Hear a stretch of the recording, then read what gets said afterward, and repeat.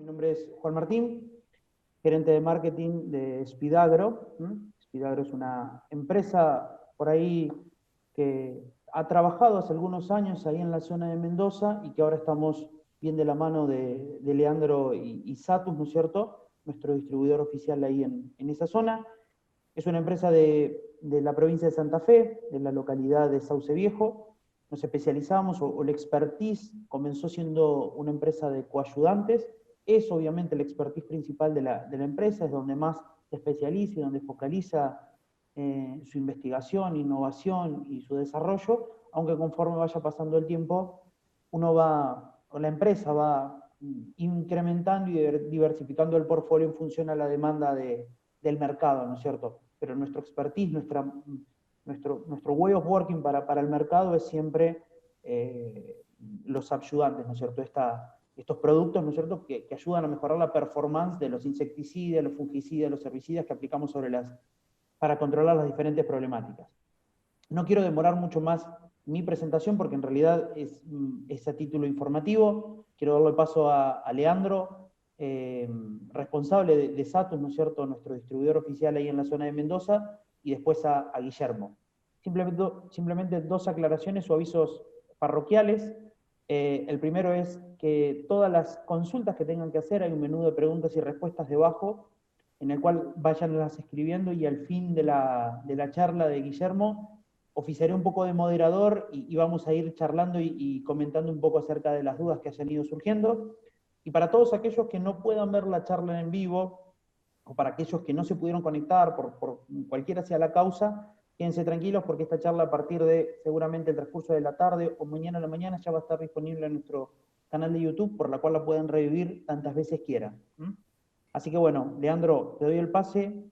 Muchas gracias por todo esto. Bueno, muchas gracias, Juan Martín. Gracias a todos los participantes. Bueno, soy el ingeniero Leandro Winkelmann de Satus Argentina, una empresa dedicada principalmente a lo que es la nutrición vegetal. Y en esta etapa, acompañando a la gente de Speedagro con todos los que son coayudantes para aplicaciones foliares. Te quería agradecer también, Guillermo, a vos por la charla. Y bueno, carga cuando quiera nomás. Estamos acá ansiosos de escucharte. Muchas gracias. Bueno, muchas gracias, Leandro y Juan Martín, por la invitación. Es un gusto poder compartir con ustedes, por supuesto con todos los oyentes, la experiencia que tenemos en el control de la Loesia, que es un poco lo que les queremos transmitir. Y es siempre importante llegar cada vez a más público, hacer mejorar parte de nuestra experiencia y los conocimientos para hacer un control lo más efectivo posible. Bueno, sin dar más vueltas, empezamos la presentación. Perdón, Guillermo, recién hubo unos temitas ahí con conexión. Si les parece, apagamos las cámaras simplemente para no consumir ancho de banda y que pueda salir la presentación, por lo menos lo que hablas, todo bien parejo. ¿Te parece? Sí, ok. Bien, por supuesto, vayan avisando si hay algún problema en la transmisión de datos. Un poco lo que les voy a contar, bueno, características principales de la plaga, cómo se comporta en Mendoza, su ciclo, lo que hacemos en cuanto al monitoreo y el monitoreo privado, la importancia que tiene, las acciones que hace el programa y, bueno, cuál es el estado de situación a la fecha.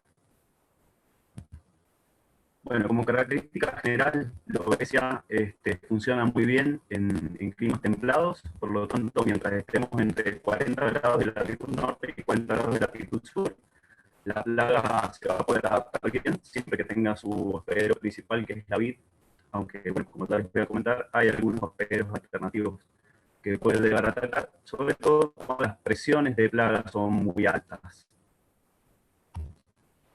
Loesia es una plaga que viene de Europa, es una plaga con la cual conviven y producen obviamente en su presencia, pero esto implica un costo bastante elevado.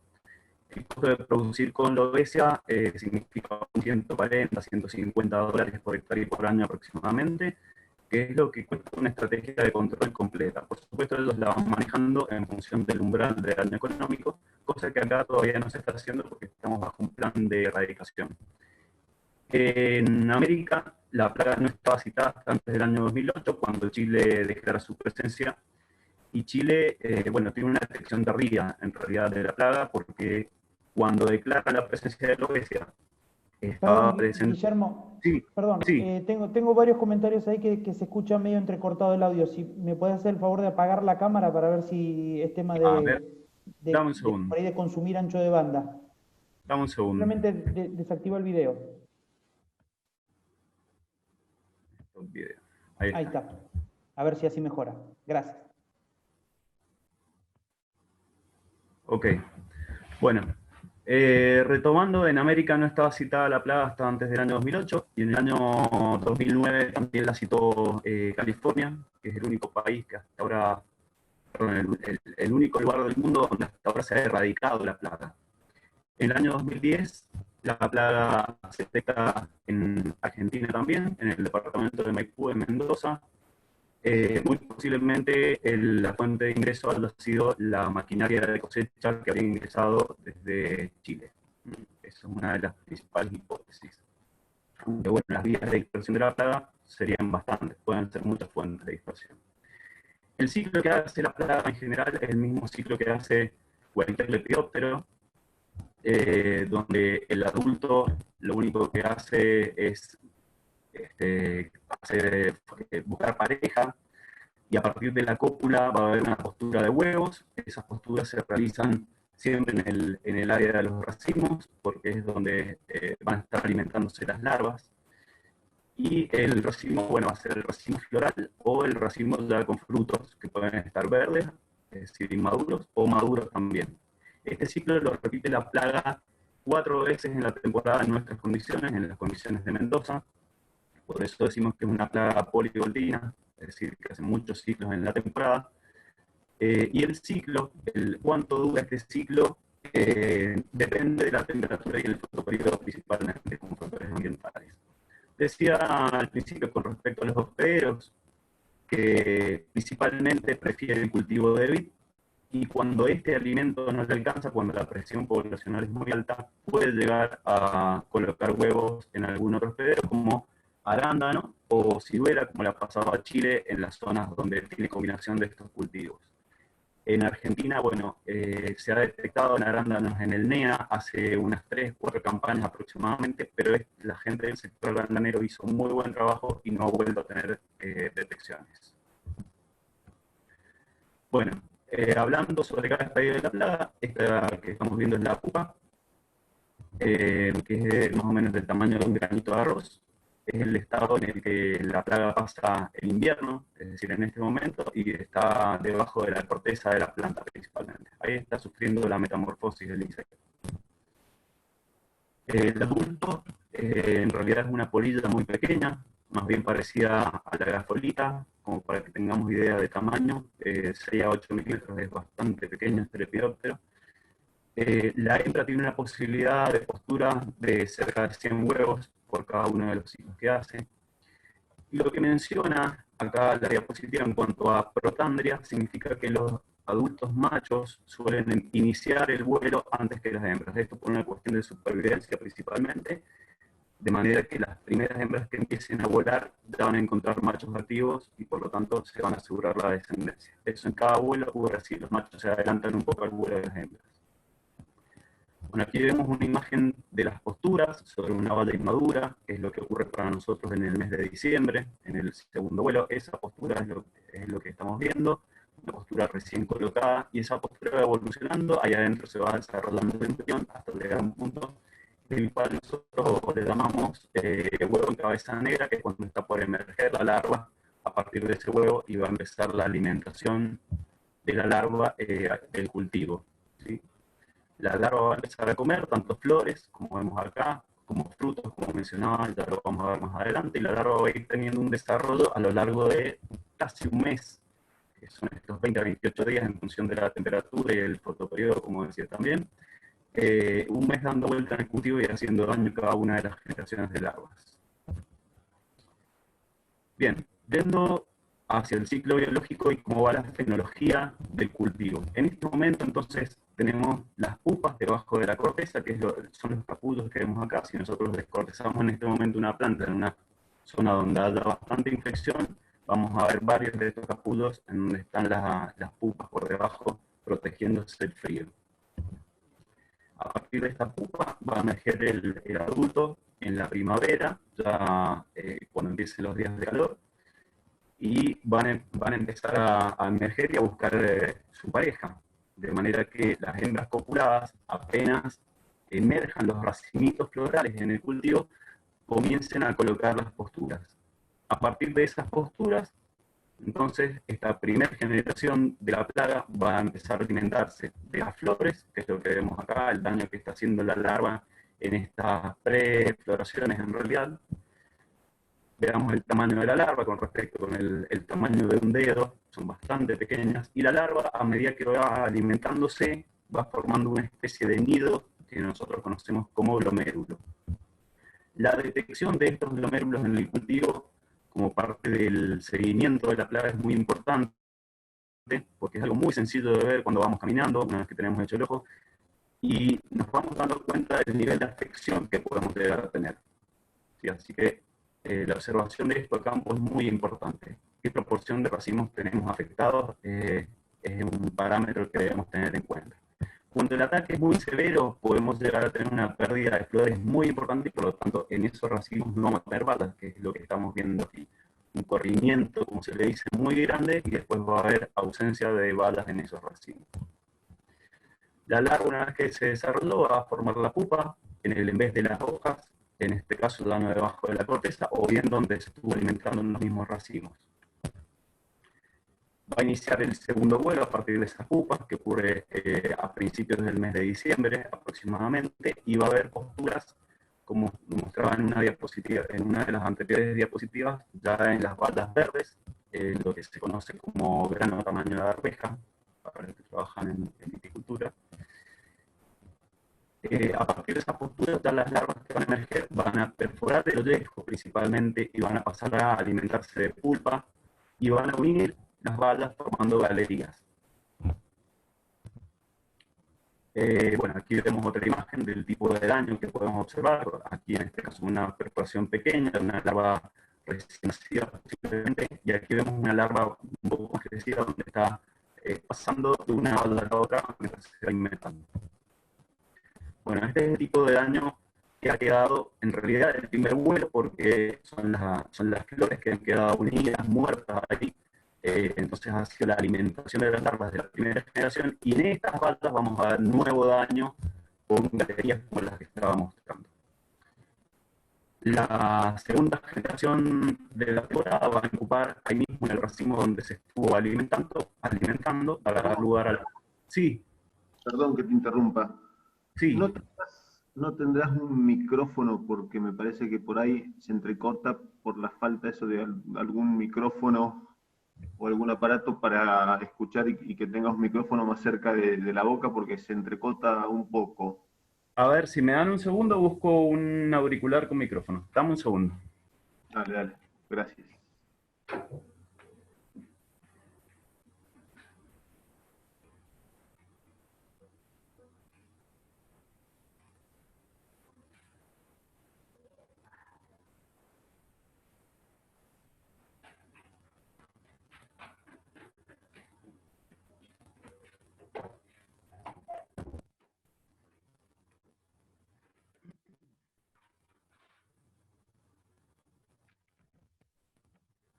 Hola, hola. A ver si me escuchan un poco mejor.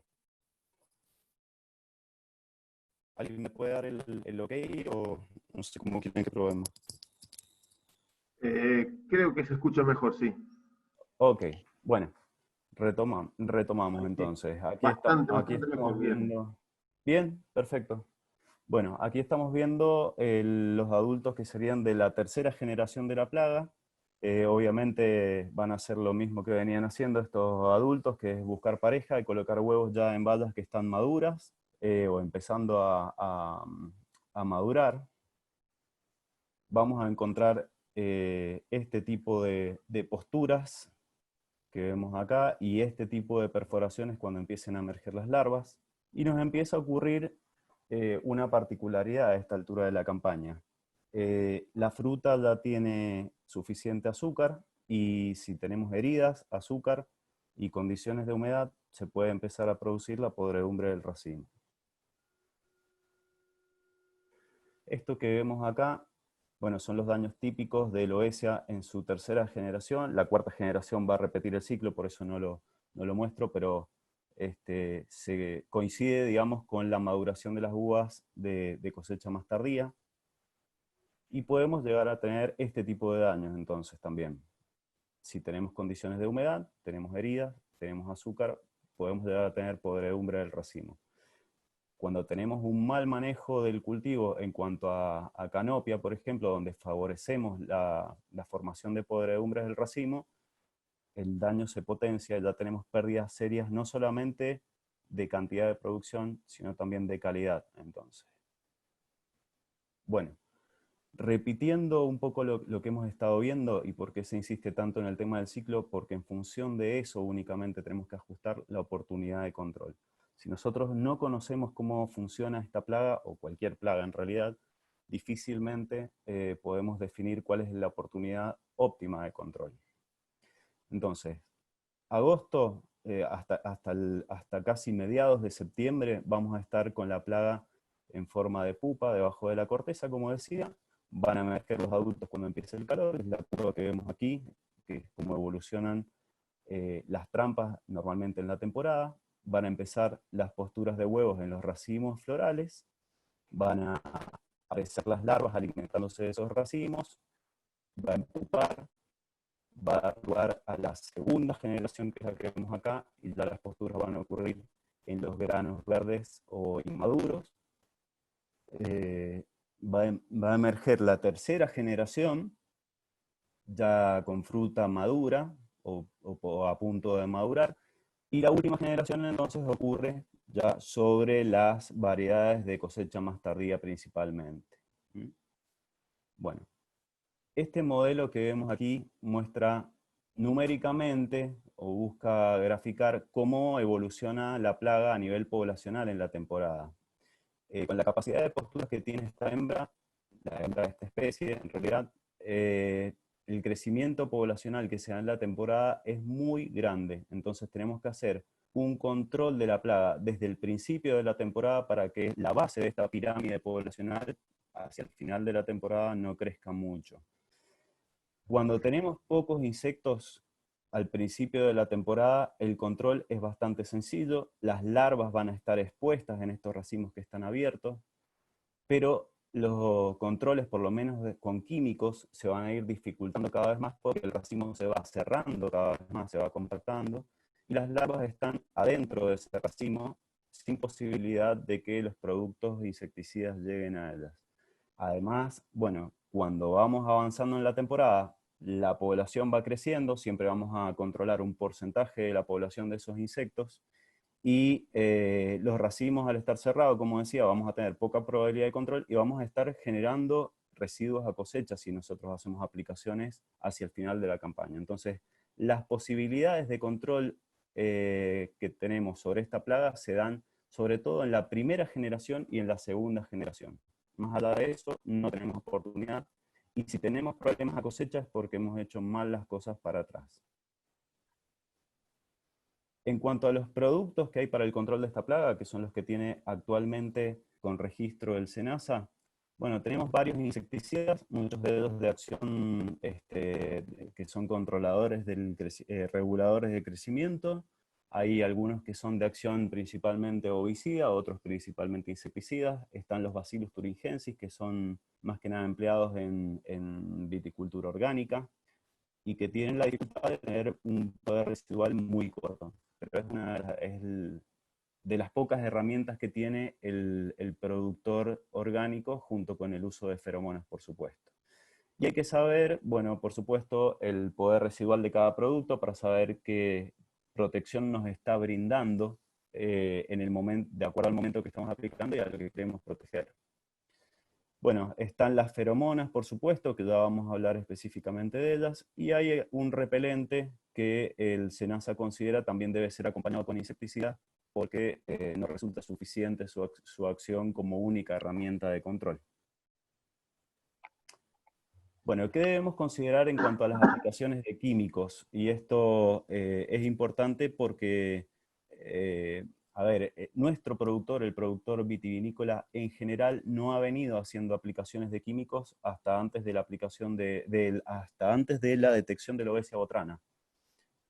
Normalmente el productor venía aplicando fungicidas de uso muy tradicional, como el oxicloruro de cobre, el sulfato, o el azufre, pero el uso de insecticidas requiere de algún manejo bastante distinto. Bueno, por supuesto, el aplicar en el momento oportuno, esto tiene que ver con la fenología del cultivo y la fenología de la plaga, debemos aplicar en un momento justo, tenemos una ventanita en la cual somos efectivos si aplicamos y fuera de esa oportunidad no vamos a tener posibilidad de control. Eso es lo que nosotros emitimos mediante los alertas sanitarios.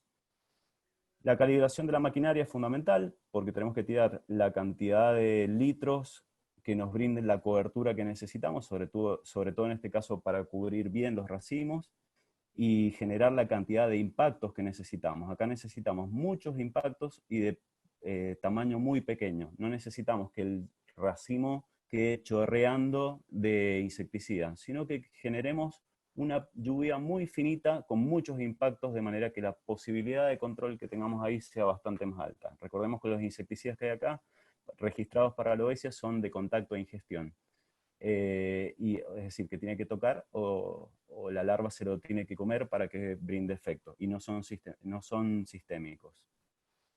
En cuanto a las condiciones meteorológicas, bueno, tenemos que prever que los días posteriores a los que hagamos la aplicación no va a llover demasiado, aunque bueno, muchos de los productos que se utilizan actualmente tienen tecnología antilavado.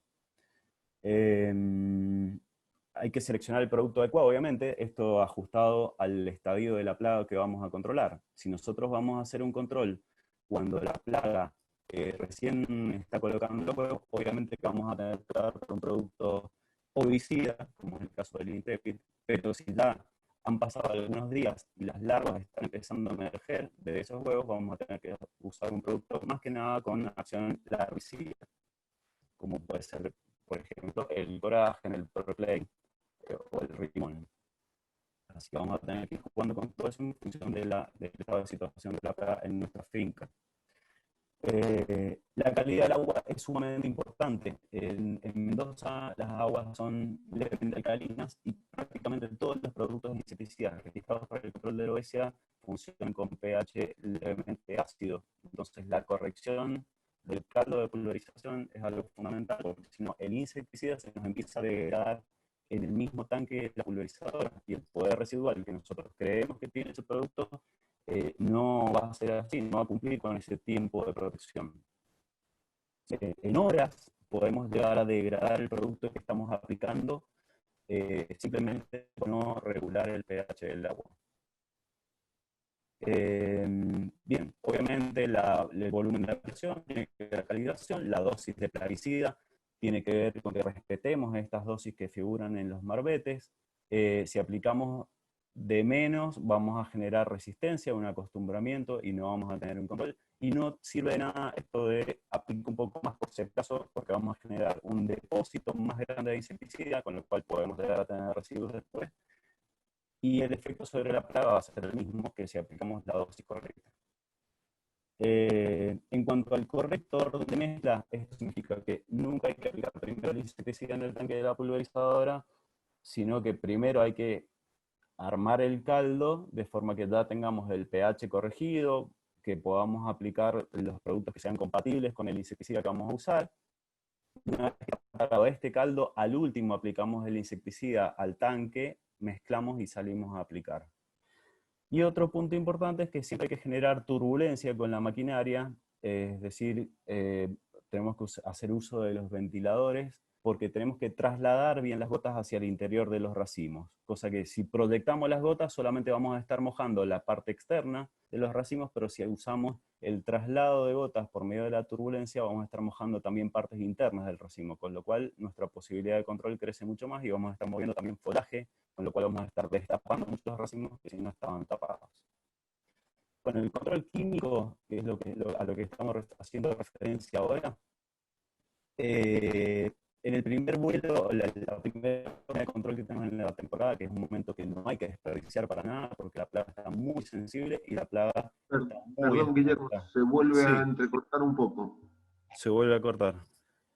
A ver, Sí, ¿cómo pero, quieren que hagamos? perdón, Sí, Guillermo, me parece o sea, me parece que el problema va en la conexión del micrófono a la computadora o algo así, o sea que si por ahí lo estás tocando o roza contra algo, me parece que ahí es donde se escucha mal, porque hay momentos, me explico, ajá. no tiene, ahora por ejemplo te escucho perfecto, Bien, Sí, ahí me lo acerco más a mi boca, simplemente. ahí se te escucha ¿Listo? muy bien, ahí se te escucha muy bien. ahí va. Bueno, lo dejamos ahí entonces. Perfecto. Bueno, decía, no tenemos que desperdiciar esta oportunidad de control, que es el control de la primera generación en la temporada, donde las larvas están muy sensibles y muy expuestas a las pulverizaciones. Este momento es clave entonces en la temporada para disminuir esa base de la pirámide que mostraba hacia el final de la campaña.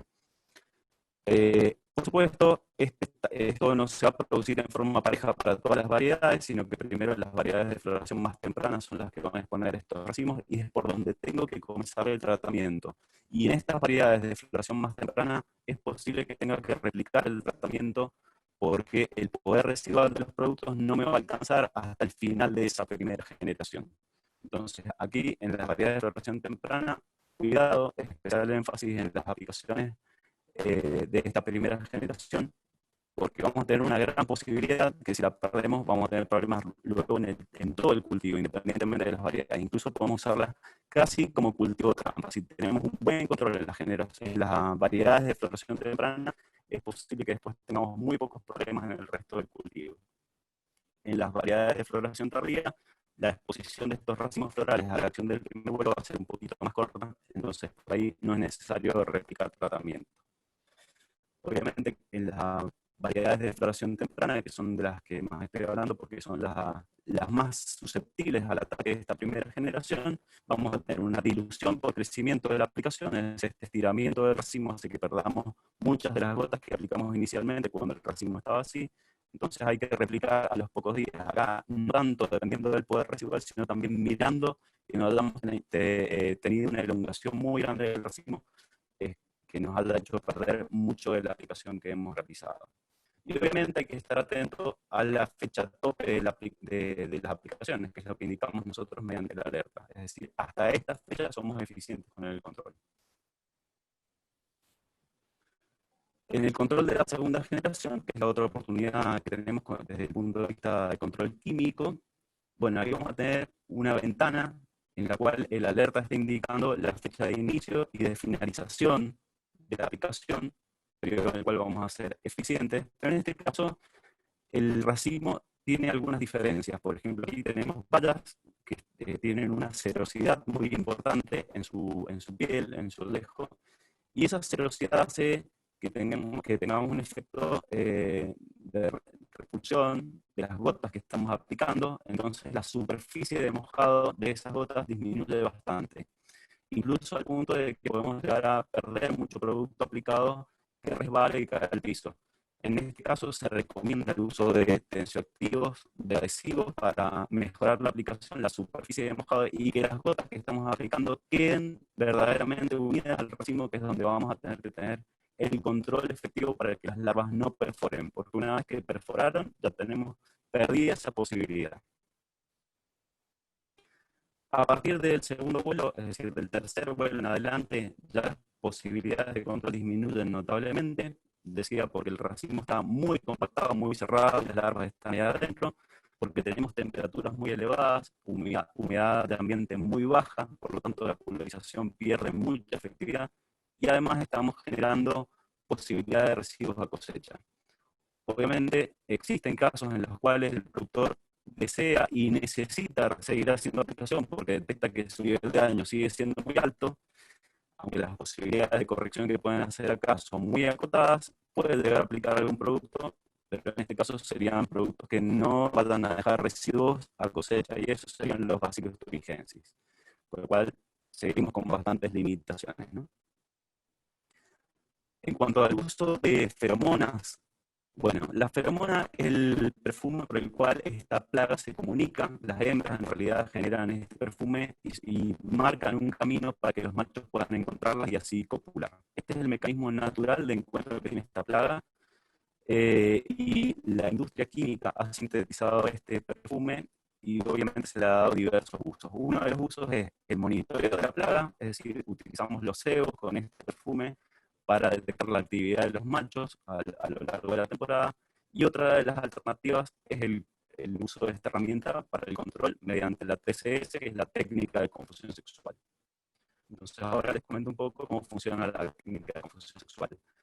Básicamente lo que estamos haciendo es borrar el camino que genera la hembra o camuflarlo entre el perfume que estamos añadiendo artificialmente a esa propiedad, con varios de estos emisores de feromona. Normalmente se utilizan 350 emisores por hectárea que van distribuidos en el cultivo y esto genera suficiente cantidad de perfume en el ambiente, de manera que los machos van a estar totalmente confundidos, no saben de dónde va a venir la señal o el camino este de feromona y por lo tanto no van a poder encontrar la hembra y copular. Así es como funciona básicamente la confusión sexual. ¿Cuál es el problema de la confusión sexual? Cuando las poblaciones son muy elevadas, bueno, cuando las poblaciones de la plaga son muy elevadas, el mecanismo de encuentro de estos insectos ya no es mediado por la feromona, sino que se producen algunos encuentros aleatorios por choque directamente, y cuando tenemos este tipo de encuentros dentro de la nube de feromona, igual seguimos teniendo cópulas, seguimos teniendo descendencia y seguimos teniendo daños. Entonces, siempre la técnica de confusión sexual debe ser acompañada con el control de químicos, por lo menos en la primera generación de la plaga, para bajar más las poblaciones y aumentar el éxito de control de la técnica de confusión sexual. Hablamos de un control, entonces, de una estrategia complementada entre confusión sexual y la aplicación de insecticidas.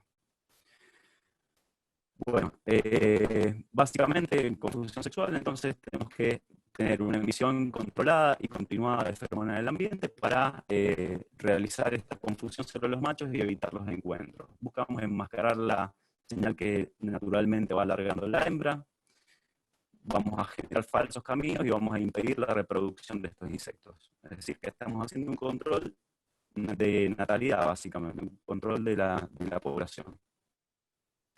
Como ventaja, bueno, no tenemos resistencia porque es un control bastante específico. Este perfume solamente va a estar afectando a la obesia. El control dura bastantes días, unos 6 meses aproximadamente, es decir, que si lo aplicamos al principio de la temporada y vamos interrumpiendo las cópulas, desde ahí prácticamente hasta febrero vamos a tener una protección por la técnica de confusión sexual. Es bueno saber que vamos a tener protección pese a las condiciones meteorológicas que estén ocurriendo y que no se necesita de maquinaria para aplicar este tipo de productos, sino que se hace un trabajo manual. Obviamente, para que esto funcione, hay que trabajar con un diseño de colocación de los emisores adecuado, tiene que ser una distribución homogénea, hay que colocarlos en un momento preciso, que es antes del inicio del primer vuelo, es decir, hasta mediados de septiembre deberíamos tener tiempo de colocarlos. Luego de eso vamos perdiendo actividad porque ya se producen cópulas y no las debamos a interrumpir. Y hay que hacer un seguimiento del tratamiento de la temporada, es decir, hay que necesariamente utilizar trampas, hay que hacer un monitoreo de daños para saber si esa técnica está funcionando bien o si necesita ser acompañada con algún otro tratamiento adicional. Como norma general, bueno, no podemos bajar la dosis de emisores porque si bajamos de 20 miligramos por hectárea por hora de feromona vamos a tener cópulas. Esto es lo que está en la bibliografía de los especialistas que trabajan en este tema, por eso no se puede bajar la carga de emisores o la dosis de emisores. Hay que trabajar con borduras, es decir, hay que aumentar por ahí la densidad de emisores en los bordes de los cuales viene el viento o en los cuales tenemos altura, porque la feromona va a migrar por pendiente también. En cuanto a la colocación en la planta, bueno, siempre lo vamos a colocar en los elementos de poda de la planta, en el pitón, en el cargador, nunca en los alambres. En esta parte del cultivo, es decir, si lo colocamos en la madera, después en la temporada el difusor va a quedar protegido a la sombra, y eso es algo importante porque, bueno, estos emisores van liberando la feromona en función de la temperatura y humedad. Si le da la luz solar directa, vamos a perder mucho producto en la temporada, el plástico se dilata y no nos va a durar el tiempo que debería durar, que son unos 6 meses aproximadamente. Obviamente, al principio de la temporada vamos a tener un poco de asoleamiento de estos objetos, porque no tenemos follaje, pero a mediados del mes de octubre tenemos una buena cobertura y se protegen bastante. Bueno, aquí tenemos una imagen del difusor colocado, por ejemplo, en un parral, en un cargador, siempre a la sombra, como decía, nunca en los alambres, porque va a quedar muy expuesto y se nos van a ir moviendo demasiado. Bueno, aquí estamos graficando cómo la nube de feromona se puede llegar a mover con los vientos, por eso hablaba del refuerzo cuando conocemos el movimiento de los vientos locales. En este caso tendríamos que reforzar estos bordes o colocar difusores incluso fuera de la parcela a proteger, a lo mejor en la cortina forestal. Podemos llegar a poner algunos difusores para mejorar el comportamiento de esta nube y dar cobertura a esta franja también, que si no nos está quedando desprotegida. Obviamente en parcelas más bien cuadradas es más fácil proteger que en parcelas que son rectangulares, por ejemplo.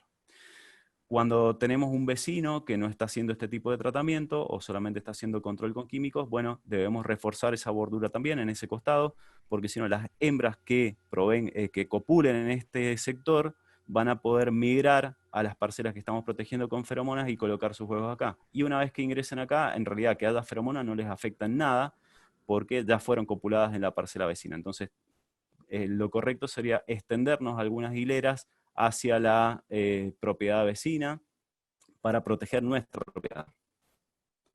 ¿Qué ocurre con las trampas? Comentaba con el tema que es importante el monitoreo en propiedades donde estamos trabajando con confusión sexual.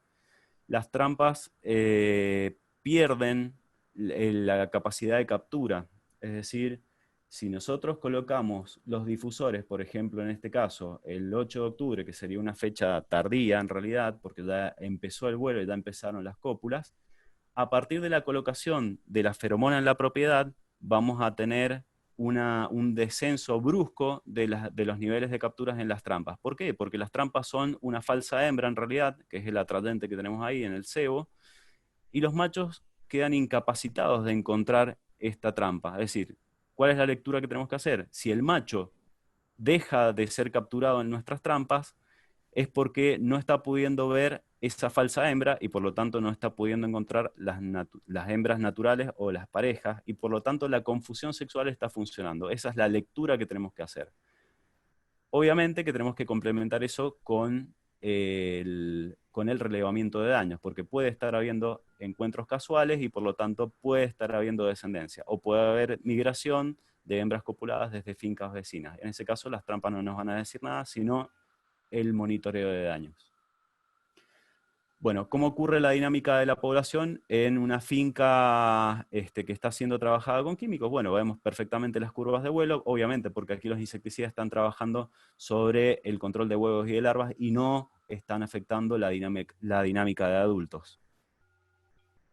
Bueno, entonces, cerrando el capítulo que tiene que ver con control, un poco resumiendo lo que estamos viendo, tenemos, bueno, emergencia de adultos, curva de posturas y la curva de emergencia de larvas. Entonces nosotros vamos a estar dirigiendo lo que tiene que ver con la aplicación de químicos desde que tenemos posturas y desde que tenemos emergencia de larvas. Ese periodo es el que vamos a tratar de cubrir porque tenemos productos ovicidas y larvicidas. Y la confusión sexual que nos puede llegar a brindar un buen paraguas durante 6 meses. En una variedad de floración tardía, de floración temprana, vamos a tener que hacer por lo menos 2 aplicaciones en función del poder residual del producto y de las observaciones que vamos haciendo a lo largo de racimos. Y en una variedad de floración tardía, en la primera generación, a lo mejor con una aplicación no funciona bien. Y el segundo vuelo, bueno, es la última oportunidad de control químico que tenemos en la temporada. Bueno, en cuanto al monitoreo en sí, que es una de las principales actividades que hace el programa, el monitoreo se hace con este tipo de trampas que estamos viendo, que son las trampas tipo delta, con un cebo de feromona y con pisos adhesivos. Estas trampas nos sirven para determinar el estado de situación de la plaga en cada zona, es decir, qué cantidad de plaga tenemos, la distribución de la plaga, y saber si hay presencia o ausencia, porque hay muchas zonas donde no tenemos detecciones. La distribución de estas trampas en terreno se hizo en función de unas grillas inicialmente que el SENASA brindó para tener un relevamiento relativamente homogéneo. Esto fue una red de rastrillaje de la plaga, que después, bueno, empezó a tener otras funciones, como por ejemplo el uso para el diagnóstico con respecto al estado de situación de la plaga para cada zona. Aquí vemos la red de trampeo del oasis norte y este de la provincia de Mendoza. Bueno, como sabemos, Mendoza está dividido en oasis productivos, que son los oasis de riego en realidad, y acá lo que estamos viendo es el oasis norte y este, donde tenemos unas 115.000 hectáreas de vid. Acá vemos la distribución de trampas en todo el oasis. Acá estamos viendo el oasis centro, Valle de Uco, con todas sus trampas, y el oasis sur. Bien, la dinámica, en realidad, la logística de monitoreo implica que cada trampa está georreferenciada, por lo tanto sabemos cada punto de toma de datos desde dónde se están obteniendo esos datos, por lo tanto después podemos hacer mapas. Los pisos son revisados, se carga esta información a un sistema, y bueno, desde ahí empezamos a tener los mapas de diagnósticos que ahora muestro y que son los que a nosotros nos ayudan a tomar decisiones en cuanto al programa de control. Bueno, ¿qué es lo que pasó con Lobesia desde que se detectó inicialmente y hasta la campaña 2015-2016? La plaga fue avanzando notablemente, no se contaba con ninguna normativa, por ejemplo, que previera la aplicación de un programa, sino simplemente se obligaba al productor a que hiciera sus controles por estar en un área bajo cuarentena, por Lobesia, obviamente. Y la plaga fue avanzando hasta cubrir prácticamente en 6 campañas todo lo que es el oasis norte y este, con distintos niveles de capturas que ya los voy a ir mostrando, pero acá simplemente estamos mostrando la dinámica de dispersión de la plaga y en qué poco tiempo pudo cubrir toda el área prácticamente, ¿no?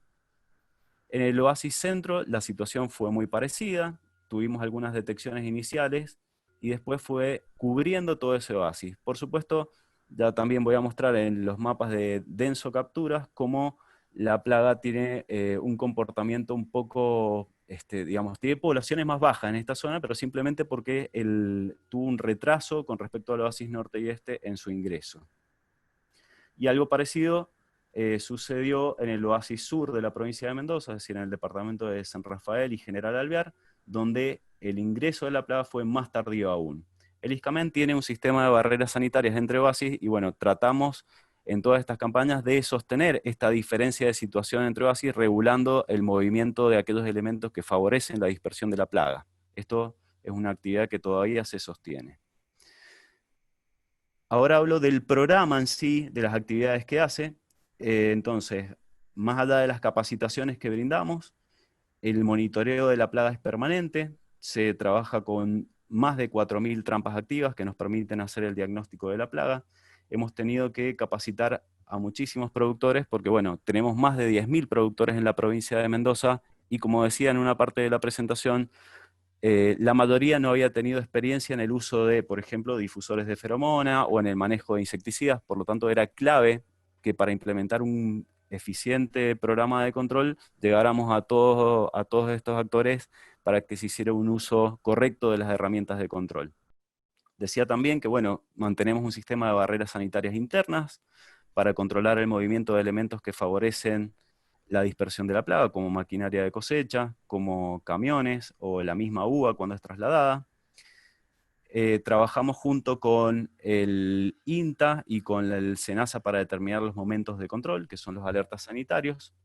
Se hacen inspecciones en las bodegas también para que se haga el lavado de aquellos elementos que son dispersores de la plaga, como los bines, las cajas cosecheras o las carpas de los camiones.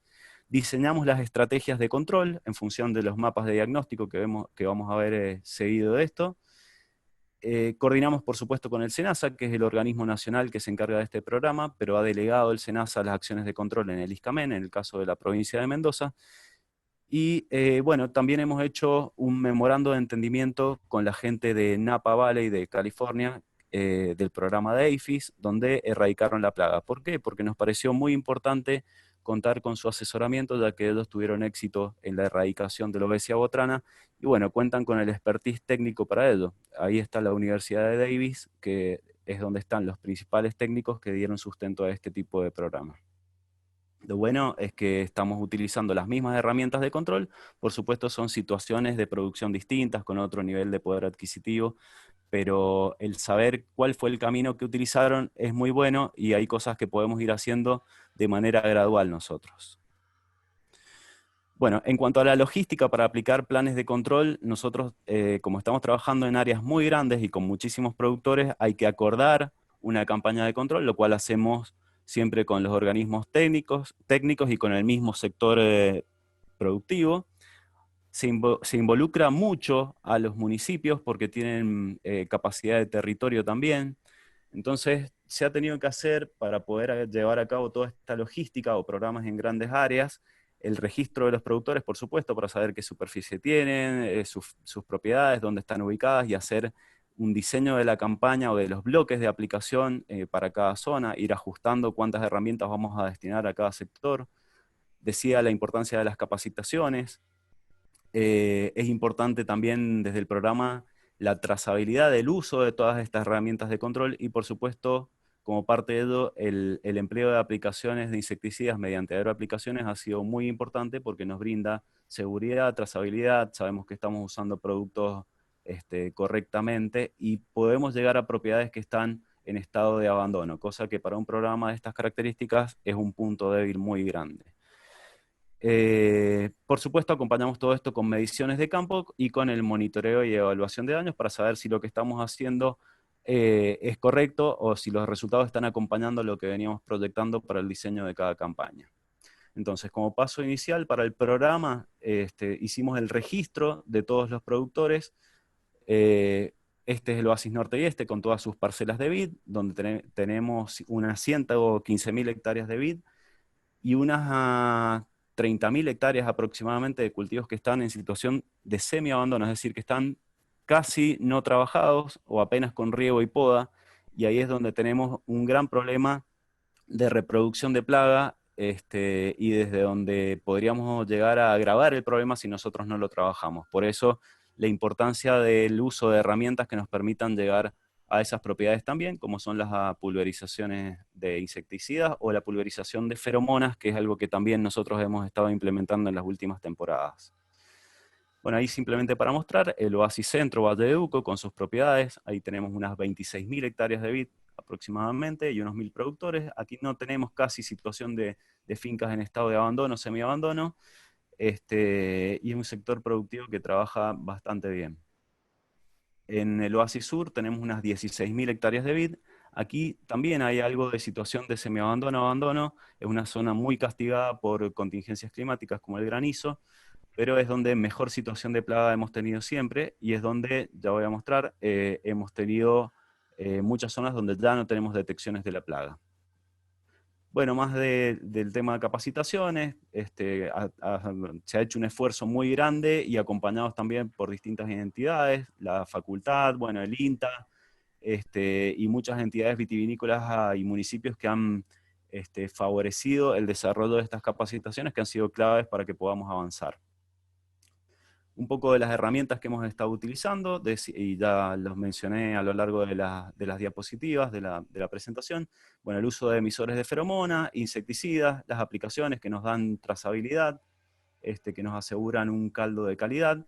Y aquí abajo se muestra lo que es la feromona pulverizable, que también hemos utilizado en algunos sectores de trabajo bastante complicado con otras alternativas de control.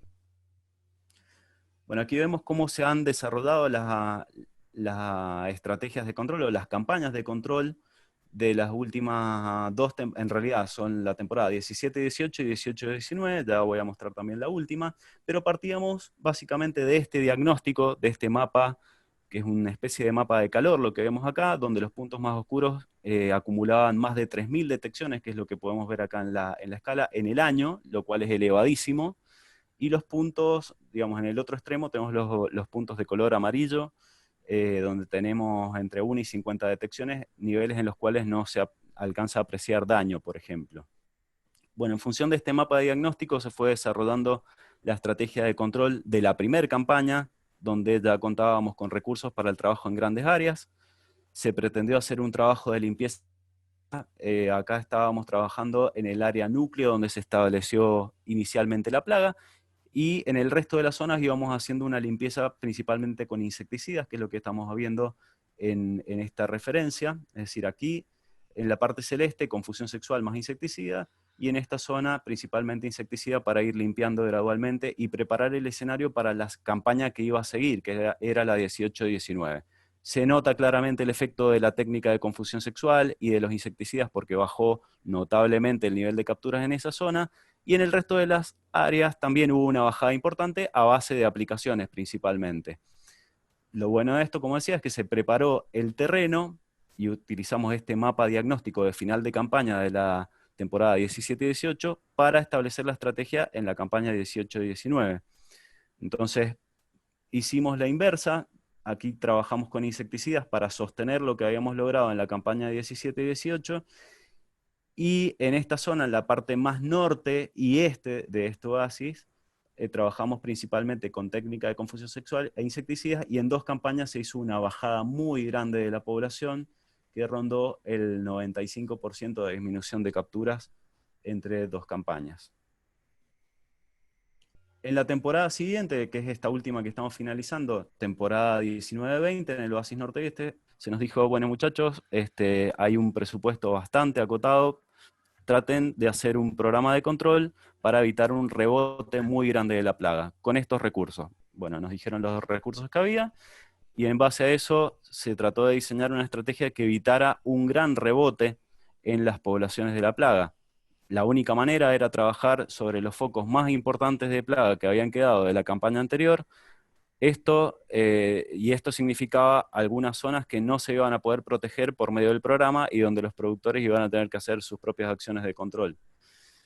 Por supuesto, esto significó reducir la plaga en algunos sectores y en otros que creciera. Entonces, tuvimos este tipo de mapa, que es bastante mejor que el de la temporada 16-17, pero que es un poco menos alentador que el de la temporada 18-19 al final. Es decir, en muchas zonas tuvimos un control muy bueno, donde el programa pudo actuar, y donde el programa no alcanzó a actuar, como decía, tuvimos un pequeño crecimiento de la plaga. En el Oasis Centro, siguiendo la misma lógica de definir la estrategia de control en función del diagnóstico que íbamos teniendo, también trabajando en algunos sectores con técnica de confusión sexual, en otros con insecticida, de acuerdo a los niveles de densidad de plaga que tenemos, en 2 campañas se logró una reducción muy importante, como podemos ver, porque esta era la situación de arranque y después llegamos a esta situación en 2 temporadas. La campaña pasada se trabajó muy fuerte en la zona sur de este oasis, porque desde esta zona se extrae uva que va al oasis sur, que es una de las zonas que siempre hemos querido proteger. En realidad queremos proteger todo, pero el oasis sur es lo que tiene más posibilidad de erradicación en este momento, y es algo importante para el programa erradicar, aunque sea por partes, para poder seguir avanzando. Y en la parte norte del oasis centro, que es esto que estamos mostrando acá, se trabajó principalmente con insecticidas y algunos puntos con técnica de confusión sexual donde había focos más fuertes. El mapa final ha sido este, donde tenemos una zona del centro al sur del Valle de Uco bastante limpia y con muchas posibilidades de seguir avanzando hacia la erradicación de la plaga si seguimos trabajando fuertemente, y una parte donde vamos a tener que intensificar los trabajos, sobre todo aquí en esta zona que es el límite entre Tunuyán y Tupungato, donde aún tenemos un foquito que hay que trabajar fuertemente la campaña que viene para no tener problemas. En el Oasis Sur se hizo un trabajo muy intenso. Habíamos llegado a tener este tipo de mapa, donde ya teníamos una cobertura importante de plaga, aunque con niveles de presencia bastante bajos. Se trabajó con confusión sexual integralmente, y en 2 campañas llegamos a esta situación donde ya incluso hay muchas zonas sin tratamiento y sin presencia de capturas, lo cual es un muy buen indicio, porque aún sosteniendo las trampas en la densidad que las tenemos, que es una densidad muy alta, y tenemos una trampa por cada 10 hectáreas de cultivo, la plaga empieza a ceder y a mostrar indicios de erradicación. Por supuesto, cuando en los otros oasis tenemos un rebrote de la plaga, o tenemos un crecimiento de la plaga, hay algunas introducciones pese a los controles con barreras sanitarias, porque este insecto puede venir hasta en vehículos particulares, algo que es imposible de controlar. Entonces, la situación de este oasis, por supuesto que también está sujeta a lo que se vaya haciendo en los otros sectores de la provincia. En la última campaña se hizo este trabajo con algunos bloques con confusión sexual en las zonas donde habíamos tenido detecciones en la temporada 18 y 19, y tuvimos esta situación, unas 70 capturas al final de la temporada prácticamente, con muchas zonas que siguen teniendo ausencia de detecciones, pero vamos a tener que reforzar el trabajo en esta campaña donde hemos tenido detecciones en la campaña 19-20. A nivel numérico, la variación de las detecciones a lo largo de las temporadas se puede ver en este gráfico, es decir, cómo se fue estableciendo y cómo fue creciendo desde que se detectó inicialmente la plaga, como mostraba solamente en algunos departamentos en ese entonces, y creció hasta llegar prácticamente a 1.600.000 capturas en la temporada 2015-2016, y eso se acompañó con muchas pérdidas, pudimos ver pérdidas importantes en muchísimas propiedades. Y desde ahí se implementó el plan de control en grandes áreas, donde se hizo un descenso muy brusco de los niveles de captura y por supuesto de daños también. Fíjense, este último año, como decía, donde el programa no pudo proteger, bueno, aquí se vio un crecimiento de los niveles de captura y por supuesto ha habido algo de daño en algunos puntos. Se está discutiendo, por supuesto, lo que se va a hacer en la próxima campaña y todo está en función de los recursos con los que el programa cuente, básicamente. Por último, bueno, comentar que el programa también está trabajando en áreas de investigación y desarrollo. Se está trabajando muchísimo con estas trampas, que son trampas del tipo inteligentes o automáticas, que relevan los datos en campo y nos envían los datos todos los días en forma remota. Este dispositivo toma una imagen del piso de la trampa, se sube a un servidor esa imagen, y desde el servidor un sistema de inteligencia artificial hace la detección y conteo de los insectos, de manera que tenemos muchísima más precisión. Esto es importante en las zonas donde ya estamos prácticamente limpios de plaga, como es el Oasis Sur. Y además este tipo de trampa incorpora sensores, por ejemplo, de temperatura, lo cual nos permite ser muy precisos con los modelos de grado día que venimos trabajando para emitir los alertas. Así que es una herramienta muy buena que se está incorporando al programa. También se ha estado trabajando en el desarrollo de la técnica del insecto estéril, que es mediante el uso de irradiación, técnica que ya se viene usando en mosca de los frutos con mucho éxito, pero bueno, esta plaga funciona de manera distinta porque tenemos una tasa de esterilidad un poco más baja que en el caso de mosca de los frutos. En los lepidópteros se irradia machos y hembras y no logramos una esterilidad total. En realidad, para lograr la esterilidad total, llegamos a un nivel de deformación de los insectos tal que no son capaces de volar y competir con los silvestres. Entonces hay que irradiarlos un poco menos, con lo cual queda un parcial de fertilidad, y esta herramienta se puede usar para suprimir poblaciones o para mantener poblaciones bajas, pero no para erradicar, que es el gran problema que tenemos si usamos esta herramienta, que algo de descendencia sigue quedando. Por supuesto, bajamos la tasa de natalidad de los insectos silvestres, pero no para erradicar. Y el control biológico, que es otra rama que el ISCAMEN también trabaja, con el uso de distintos enemigos naturales, y estamos, por supuesto, potenciando lo que en campo ya tenemos por el uso de herramientas selectivas como son los insecticidas de control específico, que son la mayoría de los que están registrados, y el uso de feromonas. Bien, de mi parte, muchísimas gracias por la atención y disculpas por los cortes que pueden haber habido. Ahora sí quedo atento a las preguntas. No, por favor, Guillermo. Hubo algunos temitas ahí al inicio, pero bueno, temas que surgen, no hay problema. Bueno, a ver, acá hay una pregunta como para arrancar un poco con esta sesión de intercambio. Hay una pregunta que hace referencia a si han medido el efecto de los minerales o sales disueltas en agua en la degradación de los insecticidas. No, a ver, nosotros no hemos hecho mediciones específicas de esto, pero es clarísimo que el pH sí degrada, es decir, la alcalinidad, no sabemos concretamente qué sales, pero la alcalinidad del caldo de producción, horas, a lo mejor en 3, 4 horas tenés una degradación de casi el 50% de insecticida, y con lo cual no tenés protección después en el cultivo. Eso lo sabemos de experiencia de manejo de plagas primo hermanas de esta también, como es Carpocaps y Grafolita, con las cuales venimos trabajando desde hace mucho tiempo. y por eso insistimos tanto en el tema de la corrección del caldo de pulverización. Por la calidad de las aguas de Mendoza, porque son levemente alcalinas y porque conocemos de la rápida degradación de los productos insecticidas en este tipo de situaciones. Bien, bien, perfecto. Bueno, cuando no hay preguntas, quiere decir que ha quedado todo demasiado claro.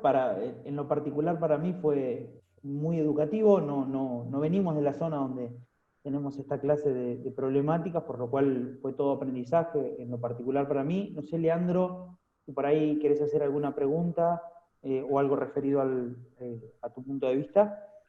Yo la única consulta que tenía, Guillermo, era que vos hablabas del tema de, como objetivo final del programa, era la erradicación de la plaga.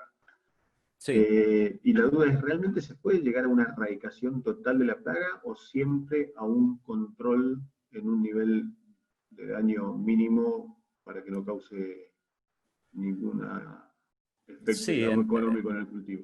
en realidad, el programa tiene los dos objetivos, por supuesto: evitarle daños a la producción, cosa que hacemos en conjunto con los productores, pero más allá de la estrategia que se hace desde el programa, muchas veces el productor tiene que hacer su propia estrategia de control, y la erradicación es viable. Digo, en Estados Unidos tuve la suerte de viajar el año pasado a ver lo que se había hecho, y realmente es algo que se puede hacer, pero necesita de un trabajo mancomunado con el sector productivo, muy articulado. Ningún productor se puede hacer el desentendido. Las bodegas también tienen que colaborar, y mucho. Y obviamente que requiere de recursos. La situación que he estado mostrando es que estamos trabajando nosotros en 160.000 hectáreas de cultivo, que es lo que tiene Mendoza, y la plaga en Napa, en Estados Unidos, fue erradicada de 16.000 hectáreas, que es todo lo que llegaron a tener de plaga. Entonces estamos hablando de dimensiones totalmente distintas. Estamos trabajando en 10 veces más de superficie que lo que trabajó Estados Unidos, y nosotros lo que podemos llegar a hacer es un trabajo gradual, de avance por franjas, y sosteniendo todas las zonas para que no tengamos niveles poblacionales que nos comprometan lo que ya vamos limpiando, que es lo que estaba mostrando. El oasis sur de la provincia de Mendoza ya está muy próximo a la erradicación de la plaga. De hecho, hay zonas que hace 3 campañas que no tienen detecciones, pero obviamente esto requiere de recursos, no requiere de otra cosa. Ahí sumando lo que preguntaba Leandro, si se puede hablar un poco de lo que son los umbrales para esta plaga. ¿No? Bien, bueno, a ver, aclaro 2 cosas. Cuando hablas de un programa de erradicación, ya el hecho de que tengas una captura te implica acciones de control. Para el productor, obviamente no es lo mismo, y el SENASA nunca lo entendió de esta manera tampoco. Nosotros sí lo manejamos de otra manera, y claramente aplicamos una estrategia de control cuando tenemos cierto nivel de plaga, y otra estrategia de control cuando tenemos otro nivel de plaga. Eso es lo que les he ido mostrando, que ajustamos las estrategias en función de la cantidad de plaga que tenemos y las herramientas a usar. Para el productor, ¿qué es lo que nosotros podemos transmitirle como experiencia? Yo mostraba el relevamiento de glomérulos, que son los nidos que forman las larvas en el ataque de la primera generación. Si nosotros vemos un 3% de racimos con presencia de glomérulos, el control de la segunda generación va a ser importantísimo para que lleguemos sin problemas a cosecha. Entonces, esa medición a esa altura de la temporada, que es más o menos a principios de noviembre, cuando nosotros ya vemos el grado de afección que nos dejó la primera generación de la plaga, o el corrimiento que nos ha dejado también en los racimos, podemos determinar si vamos a tener que hacer un control en el segundo vuelo más agresivo. Si nosotros estamos por debajo de ese nivel, es decir, de 3% de racimos afectados, podemos llegar a jugar con algún insecticida un poquito más light, o podemos, si estamos trabajando también con confusión sexual, más insecticidas. Si estamos por debajo de ese umbral, podemos quedarnos más que tranquilos. Y como decía, si no, vamos a tener que hacer algún refuerzo en el control de la segunda generación, que es la única posibilidad que nos queda. Máximo nivel de esfuerzo en las variedades de floración temprana, que son las más expuestas y donde más ataque vamos a tener siempre. y también máximo esfuerzo en parral versus el espaldero, porque en el parral la plaga encuentra condiciones microclimáticas mucho más favorables para el ataque y después ese ataque se potencia muchísimo a cosecha. Eso es lo que hemos podido ver y lo que podemos transmitirles desde nuestra experiencia.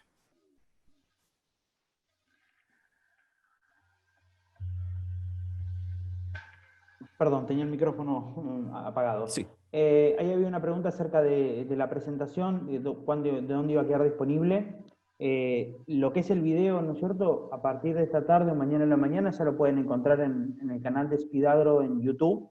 Ahí pueden ver toda la presentación e inclusive el video de esta charla. Así que ahí lo van a poder ver. Yo ni bien tenga el link, se lo paso a Leandro y lo distribuimos, también se lo paso a Guillermo, así lo distribuyen para todos los que estén interesados.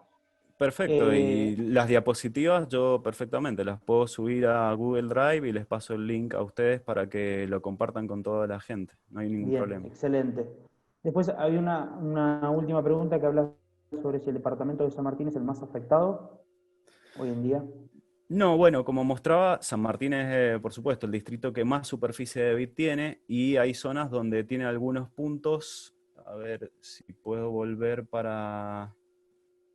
A ver, un segundo. Tiene algunos puntos con presencia de plaga relativamente importante, pero la mayoría es plaga, digamos, tenemos presencia de plaga, pero baja en la mayoría de los puntos.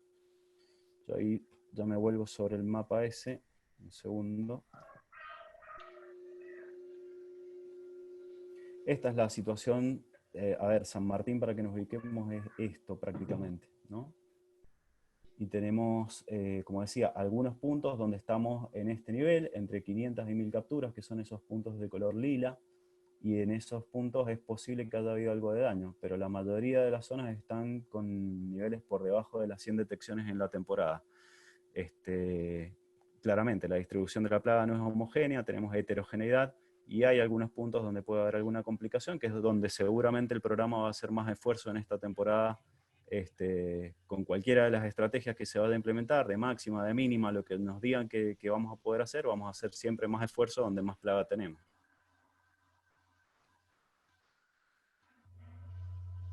Bien, excelente. Bueno, a ver, de mi parte, la verdad que como decía al principio, nada más que agradecerte, Guillermo. Ha sido muy buena la presentación, por demás de educativo, por lo menos para mí. Siempre es bueno conocer y saber un poco de la opinión de referentes como vos. Va a estar disponible esta charla, como decía, para que todas la puedan revivir en YouTube, y después pasaremos a quienes lo requieran la presentación de Guillermo. Así que bueno, de mi parte, darte las gracias por el tiempo y por la claridad en los conceptos. Bueno, un gusto, Juan Martín, Leandro, y bueno, a todos los oyentes, muchísimas gracias. Bueno, excelente, Guillermo, y muchas gracias por todo. Gracias a la gente de Spidagro y de Satus para, bueno, ofrecer esta pequeña capacitación, y bueno, esperamos que puedan subir el video a YouTube para que se pueda seguir difundiendo. Perfecto, muchas gracias a ambos. Un gran abrazo.